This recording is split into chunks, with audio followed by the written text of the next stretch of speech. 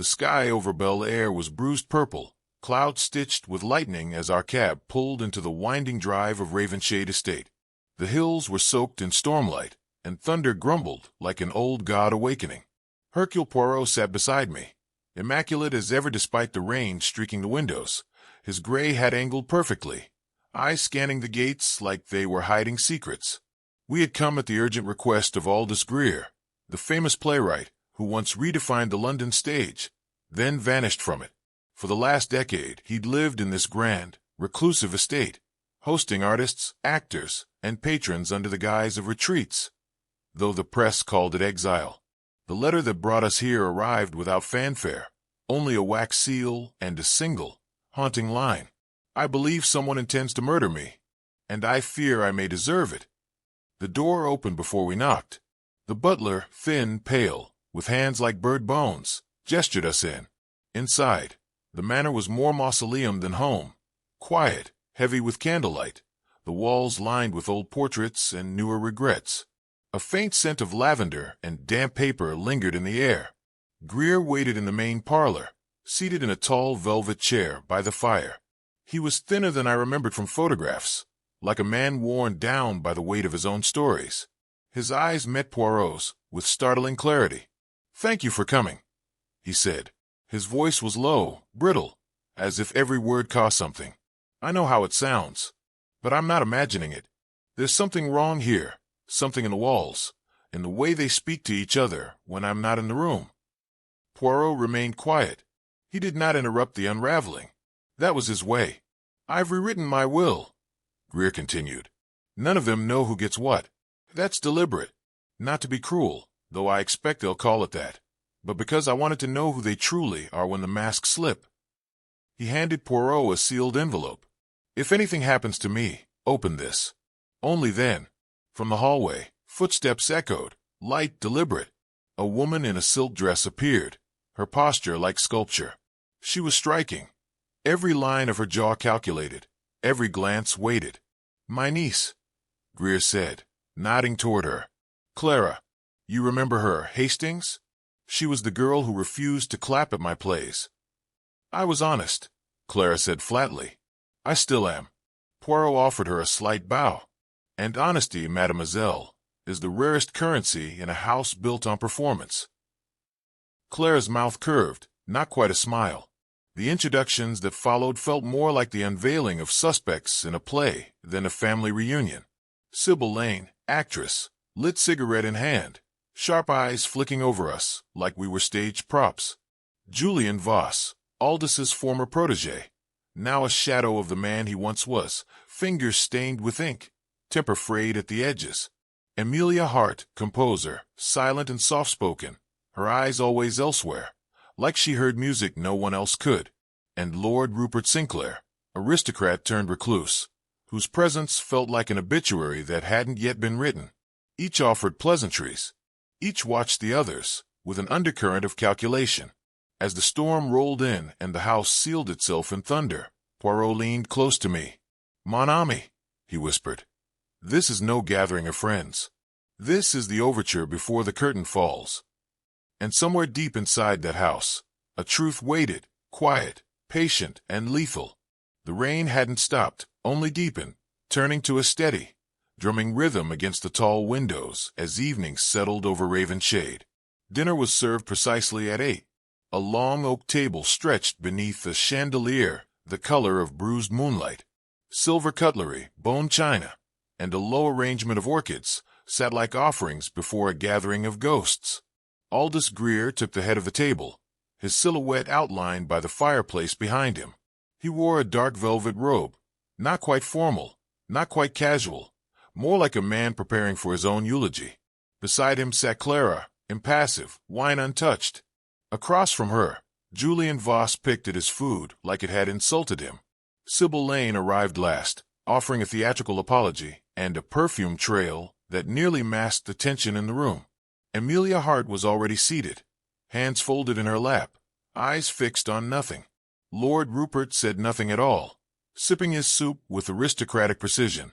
Poirot sat beside me, eyes moving from one face to the next, not staring, merely noticing. He was like a musician listening to an orchestra and counting the instruments that were out of tune. Strange, isn't it? Sybil said suddenly, her voice breaking the room like a dropped glass. All of us back here again, like the third act of a play that refuses to end. Or the start of a new one, Julian muttered. Aldous gave a tight smile. Let's not pretend this house has ever truly been silent. Clara's eyes flicked toward him. You invited us here under the guise of remembrance, Uncle.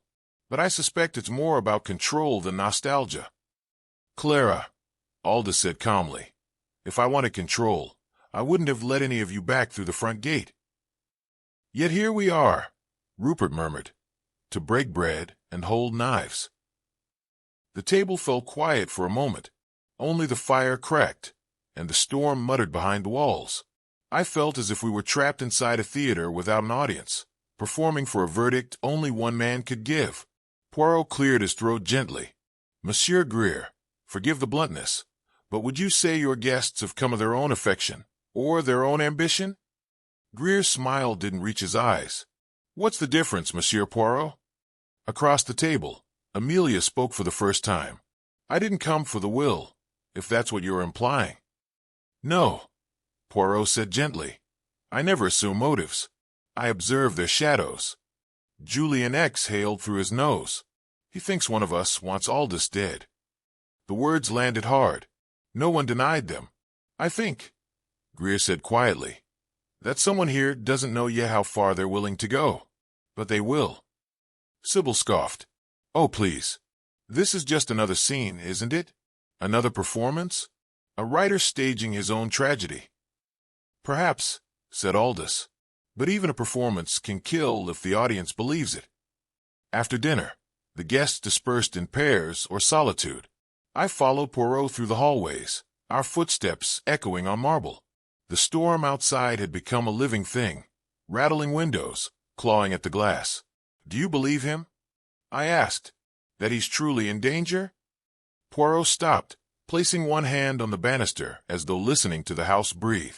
I believe, he said, that a man who knows death is near often becomes very honest. But more importantly, he becomes a mirror. And in this house, Hastings, the mirrors are cracking. A flash of lightning illuminated a hallway portrait, Aldous, painted in youth, standing at the edge of a stage. Below, someone had scrawled a line in pencil, almost invisible. The show always ends, but the dead does not. Morning brought no warmth. Though the storm had passed, the sky outside remained a dull, brooding gray.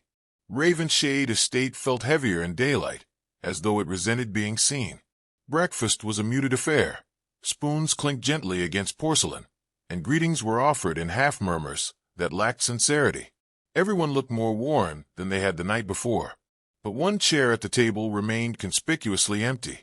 Aldous Greer had not come down. The butler, when questioned, answered with a stiff formality that masked discomfort.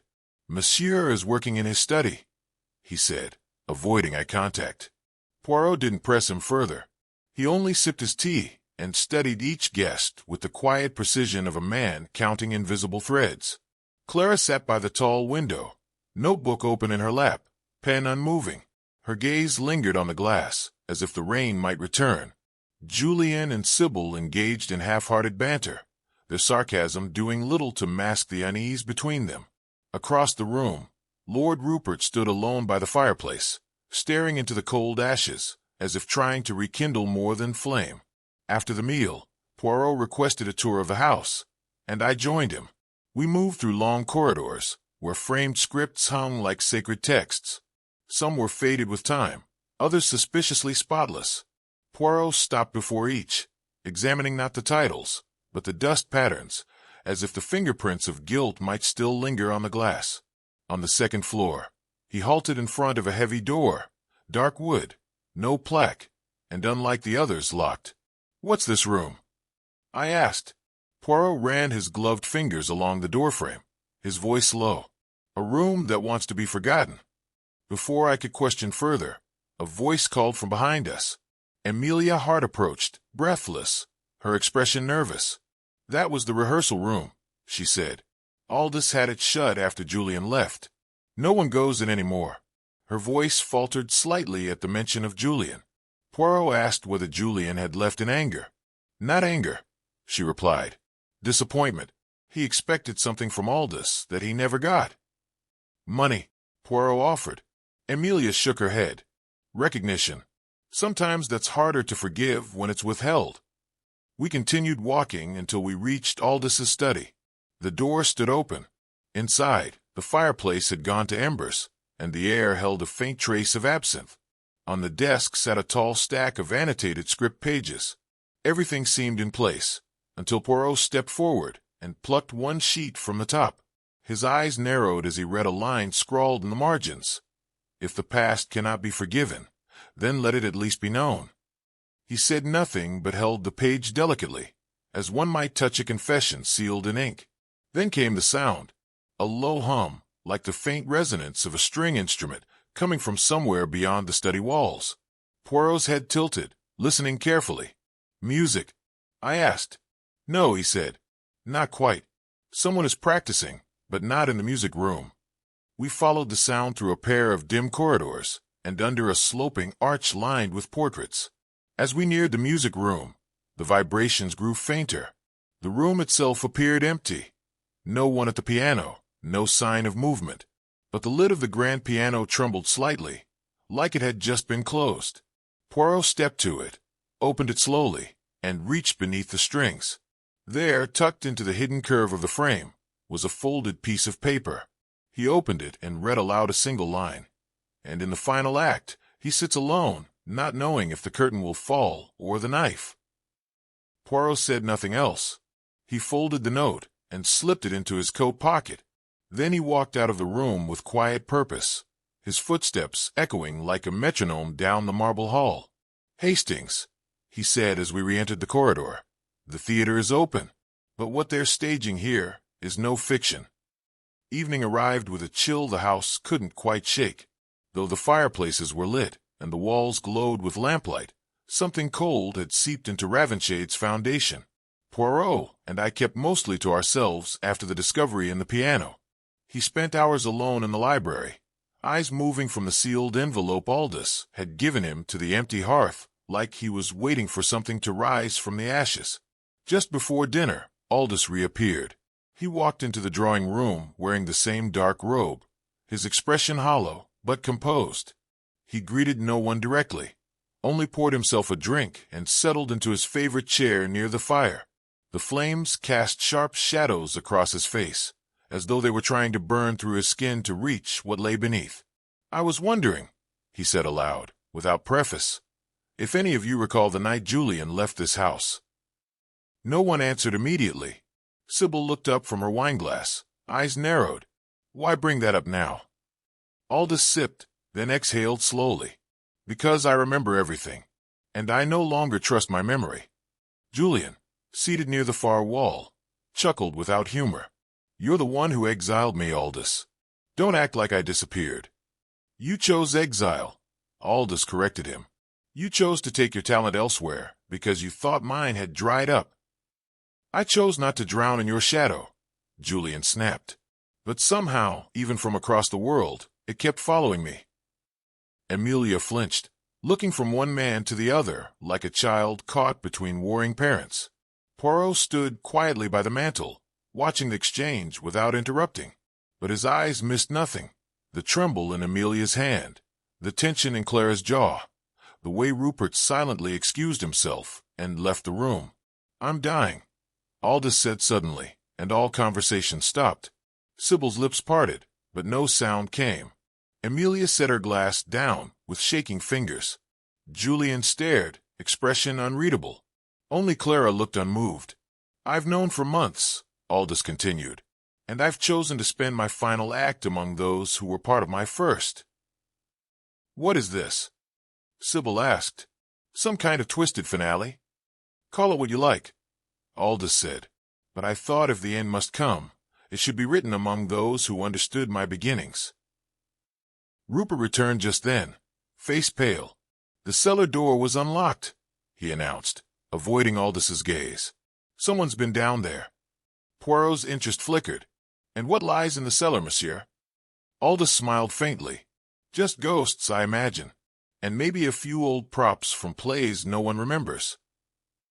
Later that night, as most of the house settled into silence, Poirot requested I follow him down to the cellar. It was colder than I expected. Thick stone walls and old lanterns that flickered with the slightest breath. Dust coated everything, from old trunks to decaying furniture. And in the far corner, a stage light sat broken, its metal frame rusted. Poirot examined everything without touching, eyes trailing over the floor, then up to the ceiling beams. "There's a smell here, Hastings," he murmured, "of mildew and secrets." We found a trunk labeled "The First Drafts." Inside were dozens of handwritten scripts, some incomplete, others marked with red ink and frustration. One in particular caught Poirot's attention. It was titled "Ashes of the Actor." At the bottom of the final page, a note had been added in Aldous' hand. "When you take everything from a man, he stops living, but when you take his name, he stops existing." Poirot closed the script carefully. "We are not investigating a murder, Hastings," he said quietly. "We are investigating a theft, the theft of identity, of dignity, of legacy. And someone here has begun to take it back, one piece at a time." The storm returned by morning, not with thunder, but with a steady, soaking rain that made the windows weep and the hallways darker than they should have been. Breakfast was barely touched. The guests spoke in lowered voices, their eyes rarely meeting. Something had changed since the night before. The announcement of Aldous' illness, the visit to the cellar, the silence that followed. It had all left a mark. Poirot sat with his tea untouched, staring into the fire as though it might speak. I'd grown used to this stillness in him, this quiet sharpening of thought that always preceded clarity. He finally stood without a word and beckoned for me to follow. He led us not to the study or the dining room, but back toward the old theater hall, a high-ceilinged, dust-laden room once used for readings and rehearsals, now dormant. The stage remained intact, its curtains drawn tight, floorboards warped with age. The smell of old varnish and forgotten applause lingered. Poirot circled the stage slowly. "Do you feel it, Hastings?" he asked softly. "This room, it remembers. The echoes of what was said here remain longer than voices." He tapped one of the floorboards with his cane. A hollow thump responded. "Something is hidden." We pried the board open gently. Beneath it was a small velvet-lined space, dry and undisturbed. Inside rested a thick envelope bound with twine, and an old photograph. The image was of Aldous Greer in his youth, standing with Julian Voss. Julian's arm rested on Aldous' shoulder in a rare, unguarded moment of closeness. On the back, in faded ink, were the words, "To my dearest Julian, may your words one day outshine mine." Poirot examined it for a long moment, then opened the envelope. Inside were letters, some from Aldous to Julian, others never sent. They spoke of artistic jealousy, betrayal, pride, and forgiveness left unsaid. They revealed a secret. Aldous was Julian's biological father, a truth never made public.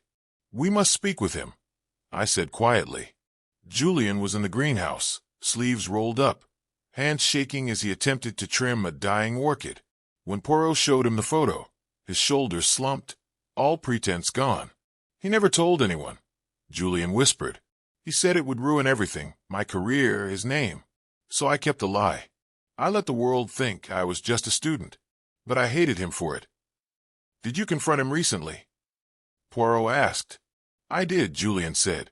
"He promised he would amend the will, acknowledge me. But he didn't. He just kept writing scenes about redemption, as if fiction could fix what he broke." Poirot said nothing for a moment, then asked the question that lingered beneath all others. "Did you kill him, monsieur?" Julian looked up, and for a flicker of time, I could not read him. "No," he said, "but I wanted to. I wanted him to feel what I felt, forgotten, rewritten, replaced." Poirot gave a single nod, neither approval nor condemnation. "Wanting is not the same as doing," he said. "But in this house, desires are dangerous." As we returned to the manor, Poirot walked slower than usual, hands clasped behind his back. "The players are speaking now, Hastings," he murmured. "Their lines are revealing truths the script was never meant to hold." A bell chimed softly through the house. It was the signal for tea, but no one moved. Because by now, we all understood. This was no longer a gathering. It was an unraveling. The rain didn't let up that afternoon. It only grew colder, heavier, more insistent.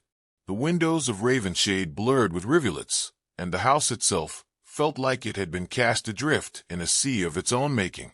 The walls groaned with old age and soaked wood, and the silence inside was no longer still, it pulsed. Poirot found Amelia Hart in the music room, where she sat at the grand piano, fingers resting gently on ivory keys, without pressing a note. The lid remained open, but the room held no music, only tension. "You no longer play," Poirot said softly, stepping inside. Amelia didn't look up. "The piano remembers more than I do. Sometimes I think it holds the grief I've tried to forget." "Grief?" he asked. She nodded slowly. "I loved him, you know. Long before Clara. Long before his fame became a burden. We composed together, unofficially. I'd write the melodies between his scenes. He never credited me, but he called it our secret." Poirot's voice remained quiet. "Secrets do not nourish. They rot." She exhaled, a shuddering breath. "He asked me to return this year. Said he was finishing something, a final piece. He wanted my help. Said it was the last thing he'd write." "And did you help him?" Poirot asked. "I tried," she whispered. "But it wasn't music anymore. It was guilt on paper. His pages were full of things unsaid. Regrets. Rage. It was as if he were writing a confession in code." Poirot stepped closer to the piano. "What happened, mademoiselle, the night before his announcement? Did he speak with you?" She turned to him, slowly. "He asked me to stay late. He gave me a page, a draft of a scene. He said he might never stage. It ended with a man alone in a chair, his chest aching, his glass untouched, a final line spoken to no one. Was I ever truly seen?" Poirot remained still. "Do you still have that page?" She shook her head. "I burned it. I didn't want anyone to see him that way. It wasn't art. It was a cry." A long pause passed between them. "Do you believe someone killed him?" she asked finally, her voice barely audible. Poirot didn't answer immediately. He touched the lid of the piano with one hand, lowering it gently. "I believe," he said, "that murder is often written long before it is committed, in choices, in silence, in pain ignored." That evening, while the others gathered in the salon for a charade of civility, Poirot led me to Aldous' bedroom. It had remained locked since his last appearance. The butler, reluctantly, produced the key. The room smelled faintly of cologne, ink, and something else, bitterness left out too long. On the desk were drafts, ink pots, a half-finished letter with no addressee. We found something else, too, a handwritten list, crumpled beneath the blotter. It bore the names of everyone in the house, each underlined, each followed by a single word. Clara bound, Julian blood, Amelia betrayal, Rupert debt, Sybil fear. Poirot studied it in silence. "No name beside his own," I said. "Because he did not forgive himself," Poirot replied. "This list was not a reckoning. It was a burial." Outside, a sudden gust of wind howled against the glass, and somewhere below, a door slammed. The house was restless now. The players were unraveling, and the stage was nearly set. The wind clawed at the windows that night like a thing alive. Inside Ravenshade, lights flickered, and the fireplaces burned low, casting long, shifting shadows that seemed to pace the corridors like restless ghosts. The house no longer whispered, it watched. Poirot gathered the guests after dinner, inviting them not to the salon, but to the library, where the air was thick with the scent of aged books and extinguished dreams. No one declined, but no one spoke, either. They knew the tone had shifted. The games were over. The room was arranged like a courtroom. Poirot stood by the hearth, his reflection flickering in the darkened glass of the window behind him. We all took our places, Sybil, with her arms folded tight across her chest, Rupert, near the brandy decanter, pouring more than sipping, Amelia, pale, withdrawn, lips pinched like she was holding back music that could drown her, Clara, seated apart from the others, a notebook closed tightly in her lap, and Julian, leaning against the wall, visibly unraveling. Poirot began gently, as always. "Each of you knew Aldous Greer in your own way. artist, mentor, benefactor, or burden. But what he offered you, knowingly or not, came with a price. And now that he is gone, you each believe that price was too high. Rupert scoffed softly but said nothing. Poirot turned first to Sybil. You were once the muse, were you not? The star who made his words soar. But lately, the spotlight turned elsewhere. Sybil's jaw tightened. He replaced me with someone younger, someone softer. That's not murder, that's show business. Poirot nodded, unoffended. And yet, did you not threaten to walk away from the film if he didn't rewrite the ending? She looked away. He said I didn't matter anymore. Which hurt, Poirot said. Because once upon a time, he said you were unforgettable. Sybil's lip trembled, but she held it in. He turned to Rupert next. You managed his estate, his royalties, his debts. But you too were once on the stage, no? Rupert gave a bitter laugh. Briefly. Then I learned the pen was mightier, until his pen started costing more than it made. Poirot's gaze sharpened. So when he rewrote the will, removed your name, replaced you with a foundation you'd never benefit from. I didn't kill him, Rupert snapped. I wanted to, but I didn't. Ah, Poirot replied softly. Wanting is becoming a familiar refrain. Amelia sat perfectly still, her hands clasped tightly. Poirot approached her with care. You held his silence, mademoiselle, even when he gave you his pain. She looked up, eyes glistening. He was the first man who made me feel like music was language. But then he took it back. He said I was a melody he couldn't finish. Did you finish him? Poirot asked. Her voice trembled. No, but part of me stopped caring if someone else did. A long silence followed. And you, Clara, Poirot said, turning at last. You, the forgotten niece. The child left in the shadows. What did Aldous owe you? Clara didn't flinch. He owed me truth, but he was too cowardly to give it. Poirot stepped closer. You said once he was the man who made you hate applause. And yet here you are, watching the performance from the front row. I came for closure, she said flatly. No, Poirot replied. You came for justice. And then he looked to Julian, who hadn't moved since we'd entered. And you, monsieur, you had the most to gain and the most to lose. The secret of your blood, the echo of your ambition, the inheritance of shame. Julian's eyes burned. He promised me everything, and gave me a stage with no audience. You wrote a play, did you not? Poirot asked. The one he refused to sign, the one he edited, line by line, until it wasn't yours anymore. I asked him why he couldn't just say it. Julian whispered. Why he couldn't admit I was his son. And what did he say? Julian swallowed. He said, because I only write tragedies. Poirot nodded solemnly.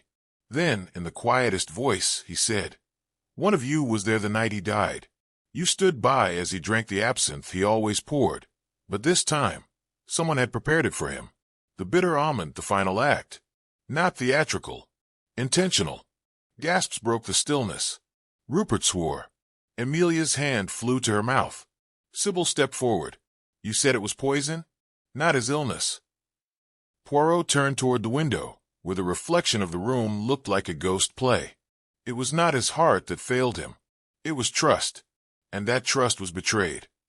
His voice lowered. I will tell you who did it. But not tonight. They erupted in protest, but Poirot silenced them with a look. The truth is a mirror, M.E.S. Amos. But it must be shown at the right angle, or it blinds. He turned to leave, but not before adding, tomorrow, I will reveal the one who wrote the end of this play, with poison instead of ink. And with that, he walked out. The room was left in silence. But in that silence, every lie began to echo. Morning arrived without ceremony, gray, windless, and disturbingly quiet. Though the storm had passed, the air inside Ravenshade had not cleared. If anything, it had thickened, as though the house itself were holding its breath. There was no breakfast, no clatter of silverware, no soft hum of domestic routine. The guests wandered the halls in silence, avoiding each other's eyes, slipping past one another like strangers, forced to live inside the same unspeakable memory. Even the staff moved differently, quieter, quicker. glancing over shoulders as if the house had begun to listen. At 10 o'clock sharp, Poirot summoned everyone to the music room. It had been stripped bare of comfort, no tea, no seating arrangements, no distractions. Only a single chair sat beneath the chandelier, like a stage prop awaiting its scene. The grand piano stood in the corner, closed but quietly imposing, like a witness waiting to testify. One by one, the guests entered. Sybil leaned against the wall with folded arms. Rupert poured himself a drink he never touched. Amelia drifted in, pale and stiff, her expression unreadable. Julian hovered by the window, chain-smoking and pacing in slow, desperate arcs. Clara came last, her notebook clutched tightly against her chest like a shield. Poirot stood near the hearth, expression unreadable, his gray eyes colder than I had seen in days. When he finally spoke, the words dropped into the room with the weight of a final act. "Today," he said, "we lift the curtain one final time. What was done to Aldous Greer was not a crime born of hatred or rage alone. It was born of something quieter, and far more dangerous, the need to be seen." His gaze drifted to Julian first. "You believed he owed you recognition, legacy, a name. You believed he stole your words, your future. And perhaps he did. But you did not poison him. You confronted him. You gave him your truth. And in doing so, you gave him something more lethal than poison, a mirror." Julian looked up, startled. He didn't argue. He just poured another drink. Poirot nodded, and that drink was his choice, but it had already been laced. The words hung there. Someone gasped softly. Rupert cursed under his breath. Poirot turned his attention next to Rupert. "You had debts. You managed his finances. You stood to lose everything when he rewrote his will and removed your name. And yet, you didn't kill him. You were angry, but not precise." Rupert said nothing. His silence was its own kind of confession. Then Poirot's eyes moved to Amelia. "You loved him, protected him. You burned a page to keep his pain private. You watched as he faded into himself. But you didn't poison him either." Amelia closed her eyes, lips trembling. "No," she whispered, "but I didn't care who did." Poirot gave her a slight bow of acknowledgement, then turned slowly toward Clara. She stood completely still, eyes locked on Poirot, face drained of color. Poirot's voice softened, but his words cut deeper. "You wrote in your notebook the night he died. Not a poem, not a script, a confession." Her knuckles whitened around the notebook's spine. "I found the page, torn, folded, hidden beneath the piano bench. You had planned to give it to him, but instead, you watched him drink the absinthe that you had prepared." The silence in the room tightened. "You knew his routine," Poirot continued. "You knew that the bitter almond scent of the poison would be masked by the liquor he favored. You poured it. You waited. And when he didn't react, when he drank it without flinching, you watched him die." Clara didn't speak, didn't blink. "You thought it would be mercy," Poirot said. "You thought he had already written his final scene, and you simply gave it closure." Her voice, when it came, was brittle and quiet. "I didn't mean to do it that night. I wanted to scare him, make him feel something. But he didn't. He just drank it like it was his line, like I was feeding him the cue." A tear escaped her cheek, but she didn't wipe it away. "He told me once that endings should be quiet. I gave him one." Poirot nodded slowly. "And now you will live with a silence even louder than his." He turned to the rest of the room. No one moved. No one cried out. Not even Sybil, who usually had something bitter to say. The accusation was not met with anger, only resignation. Something in all of them had known, perhaps not consciously, but in the way that shadows know the shape of light. Poirot looked at me. "Come, Hastings. We are finished here." As we stepped into the corridor, I turned for one last glance. Clara had taken the lone chair under the chandelier.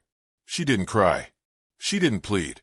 She simply sat, her notebook in her lap, her gaze steady, waiting for the curtain to fall. The day wore on, wrapped in a kind of suffocating stillness that even the walls of Ravenshade seemed to respect. No one dared speak of the events in the music room. No accusations. No apologies. Just silence, as if the truth, once spoken, had robbed everyone of language. The household dispersed like ashen wind. Clara remained in her room, under quiet watch. The rest drifted through the halls, like phantoms waiting for something to release them. I found Poirot in the conservatory, standing before a wilting rose bush, his silhouette framed by gray light. He wasn't admiring the flowers. He was watching the glass ceiling, where rain had begun again, fine and cold, like needles from the sky. He didn't turn when I entered. "She did not poison him from hate, Hastings," he said quietly. "She did it from ache, from a silence too long endured." I nodded, unsure how to respond. "Do you think the others suspected her?" "They suspected everyone," he said. "That is the tragedy of guilt. It spreads like ink in water. And here, in this house, no one's soul was left clear." That evening, a car arrived. Not the police. No sirens. Just a quiet government sedan from the coroner's office. Poirot had written his report. Clara did not protest. She came willingly, calmly, a single suitcase in hand. When she passed the music room on her way out, she paused, resting her fingers against the doorframe for just a breath. Then she stepped into the rain and was gone. Sybil left the next morning. She didn't say goodbye, but I saw her standing at the edge of the garden before she departed, cigarette in one hand, eyes rimmed in red. Her bags were smaller than I expected. Rupert remained behind for a time, walking the halls in silence, nursing glasses of whiskey that never seemed to grow warm in his hands. One afternoon, he approached Poirot and handed him a sealed envelope. "The revised will," he said. "Unsigned. Worthless. But maybe you'll find something in it that I can't." Julian vanished one night, without fanfare. He left behind a typewriter with a single page inserted. The line on it read, "He died the way all playwrights should, alone, with someone else writing his ending." Amelia stayed longest. She wandered the house at dusk, never touching the piano again. One evening, Poirot found her in the library, holding a music score in trembling hands. It was one of hers, a composition Aldous had once claimed as his own. "Do I burn it?" she asked him. "Or play it?" Poirot answered, "Whichever allows you to breathe." And then, at last, the house was quiet. No voices, no performances, just wind in the trees and the groan of old wood. Poirot and I stood at the top of the grand staircase on our final morning there, watching light pour through stained glass in fractured colors. "Do you think she regrets it?" I asked. Poirot looked out over the grounds, where peacocks drifted across damp grass, and the world seemed to wait for spring. "She regrets not the act, but the silence that led to it," he said. "She did not kill a man. She ended a monologue." I turned to him. "And was justice served?" Poirot took his time. "No," he said finally, "but perhaps truth was. And in this house, that may be the better ending." The final morning at Ravenshade came cloaked in quiet fog, the kind that settled low in the garden and blurred the edges of reality. The estate stood hushed, its windows dim, its corridors no longer echoing with footsteps or fractured voices. It no longer felt like a theater awaiting a performance. It felt like a mausoleum of stories, each room containing a ghost, each silence a line that had gone unspoken. Poirot and I had packed early. Our carriage was due before noon, but neither of us rushed. There was a wait to departure, a need to absorb the last remaining textures of the place. Poirot moved slowly through the house, pausing at familiar thresholds. The music room where silence had finally spoken, the study where Aldous Greer once dictated his world with a glass of absinthe in hand, the drawing room where firelight had cast truth onto worn faces. Each space now felt emptied of character, as though the script had ended and the actors had exited the stage. In the hallway outside the nursery, we found Amelia Hart, suitcase in hand, staring at a faded oil painting, one of Aldous in his prime, pen poised above parchment, eyes alive with vision. "He wasn't a good man," she said softly, "but sometimes he was brilliant." Poirot gave her a nod, not of agreement, but of understanding. "He was a man of words," he said, "but it was the words he never wrote that destroyed him." She left without saying goodbye. We lingered only a while longer. As I waited by the door for our driver, Poirot stood alone in the grand foyer, gazing up at the chandelier where shadows still gathered in the crystal. "It is strange, mon ami," he said at last, "how easily a home becomes a stage, and how rarely its truths are applauded." I stepped beside him. "Do you think Clara will ever speak of what she did?" Poirot was quiet for a moment. "Perhaps. Or perhaps she already has, through action rather than confession. The law may judge her, but the story she lived was written long before the night he died. She merely turned the page." We stepped out into the damp morning air, the sky still a dull gray. The estate behind us loomed like a memory already beginning to fade. As we descended the winding drive, the trees reached toward the clouds, and the house disappeared behind a veil of fog. I looked back only once. A single light burned in the highest window, perhaps forgotten, or perhaps left intentionally, like the last lantern at the end of a play. In the quiet that followed, Poirot spoke one final time. "Ravenshade was never cursed by murder, Hastings. It was cursed by memory, by the roles we were forced to play, even when the curtain had already fallen.